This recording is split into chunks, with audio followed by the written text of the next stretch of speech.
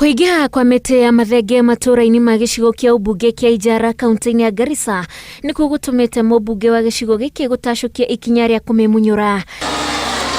Ikinya rĩrĩ rĩtacũkĩtio thutha wa aikari kuga makoretwo makĩhĩngĩcwo nĩ mĩtĩ ĩno harĩ mĩkĩre yao ya maũndũ o hamwe na gũthiĩ kuoneo. We also want to discuss about mathenge, which has caused a lot of problems in our environment.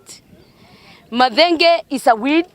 It has destroyed many plantations in this part of the world. So we have talked about it.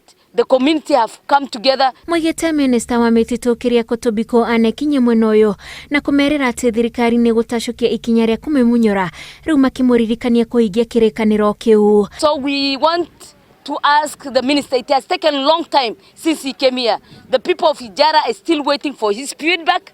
The people of Ijara are still waiting for the minister to come back to Ijara so that he can launch off the Mathenge program and project that he promised the people of Ijara. Ona gũkĩrĩ mĩtĩ ya mathenge nĩyo ĩkũragia na kaingĩ ĩkũraga kũndũ kũrĩa kwaraga mũno, na hĩndĩ ĩno aikari magathingatwo kũhĩmbĩria uhandi wa mĩtĩ ĩngĩ na maraheo mĩtĩ 1,500 ya mĩhĩrĩga ngũrani.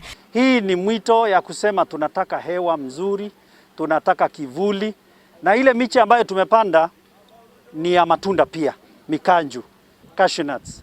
Kwa hivyo itatusaidia pia kwa chakula. Ritana rĩrĩ nĩ hĩndĩ ya mũthĩ wa gũcokereria marĩa matũrigicĩirie. Ngĩribotera Inooro TV, njĩtagwo Wanjikũ wa Kimani.